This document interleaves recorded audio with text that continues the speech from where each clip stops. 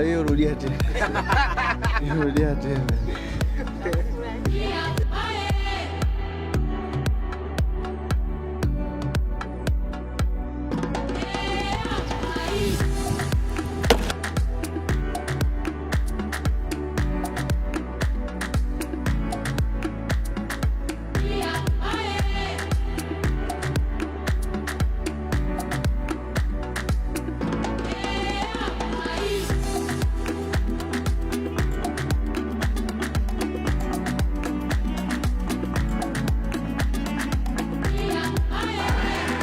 Hatari kweli kweli.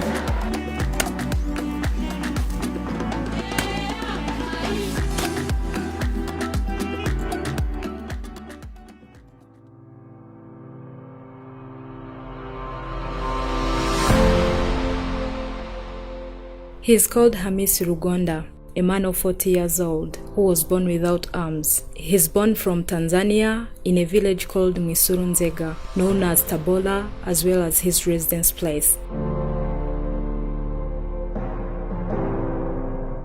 This man himself says that even though he was born without arms, he didn't need them in his everyday life, because he does everything people with arms do, and he does them even much better, like cultivating, cooking, washing, and so many other activities. After seeing this man on social media, Afrimax TV took a journey to visit this man so that he can testify face to face everything about this amazing man. It was a no easy long journey of 802 kilometers from Dar es Salaam city to his village.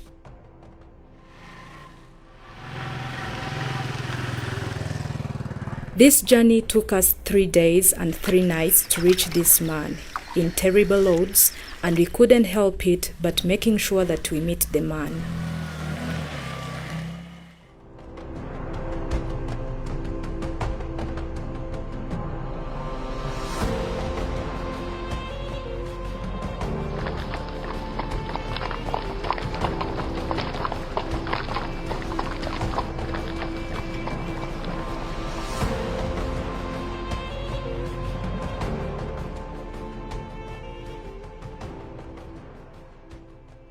Mimi naitwa Hamisi Rugonda, ni miaka 40. I'm called Hamisi Rugonda and I'm 40 years old. I was born from Tabora. I'm a married man with 1 kid, but my son and wife left me. I now only live with my mother because my father passed away last year.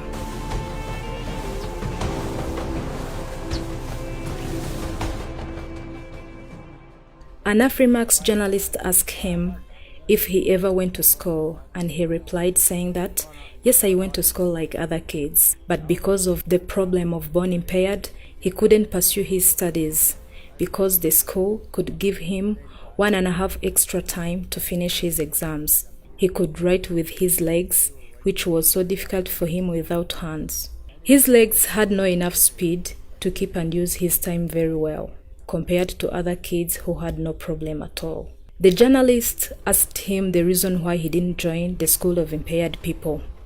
He replied saying that he didn't join the school because he was born and lives in a poor village with no such kind of schools.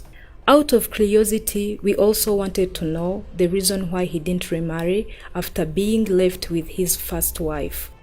In his grave words, he told us that in the village from where he was born, people were so scared of him because of his impairment, which was his biggest obstacle and the same reason why he couldn't remarry, due to being considered as a disabled person. However, it's not the same case to Hamisi Rugonda, because when we met him, he was looking after cows, and it really surprised us.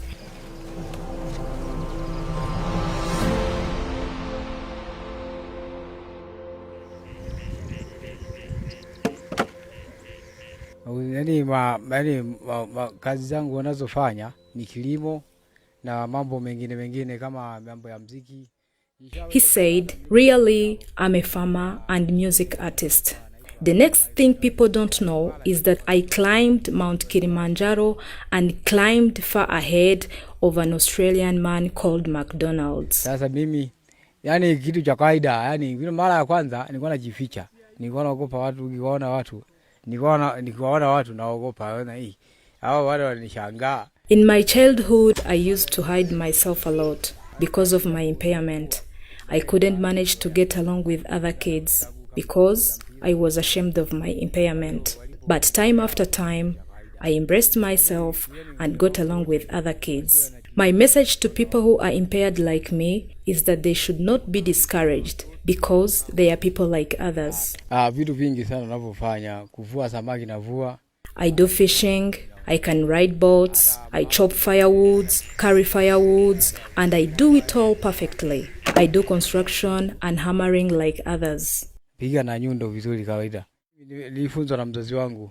Mzee alikuwa anasema kwamba ujifunze sababu uwezo mimi kesho na kesho weze kafariki. I was taught everything by my father. He used to say that what belongs to your friend is rarely yours. Before he passed away, he sometimes used to tell me that he might pass away anytime, and I must be able to know how to take care of myself before that time comes, because there would never be any other person to help me.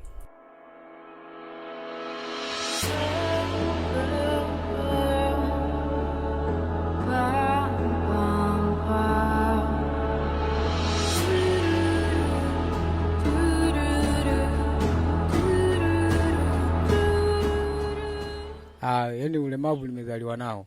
Yani nilizaliwa siku ya kwanza nilipozaliwa hospitali walishangaa. At my birth, doctors and parents were terribly surprised because it was their first time seeing a baby born without arms, born a lot differently from others. So many people wonder how I cultivate and harvest crops by myself, and even manage to store them by myself at home.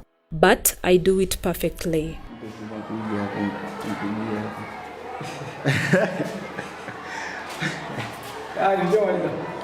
Sasa bado tuja. Ni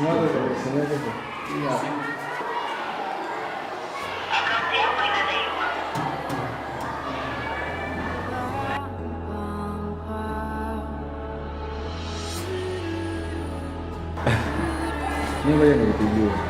Tena simama nani? Ngoja napiga.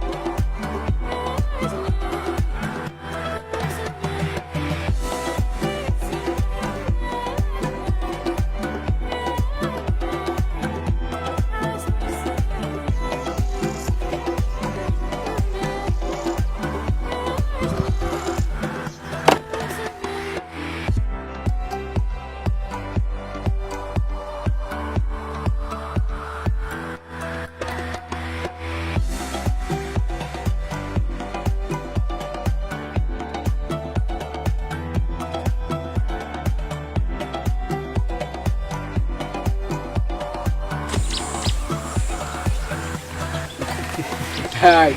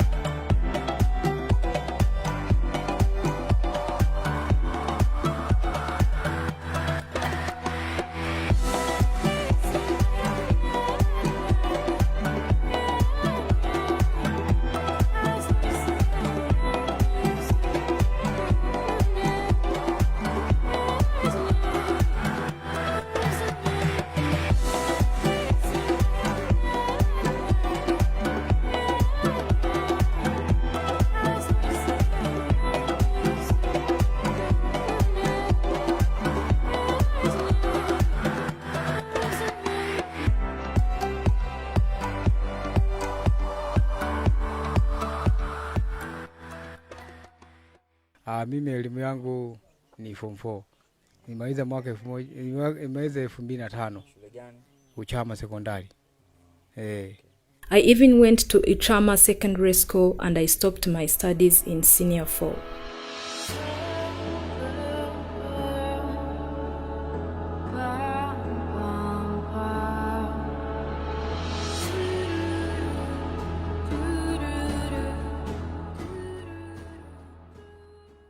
Mtoto namlea kwangu yangu, na wakaambia huko hospitali, wakanikataa, wakasema muendane tu mtoto huyu kamtunze vizuri. After giving birth to Hamis Lukunda, at first I didn't want to leave the hospital, hoping that the doctors could do something about his arms. But they all told me that they couldn't do anything because it was beyond their ability. Me and my husband had no any other choice but taking our child home and raise him like any other child.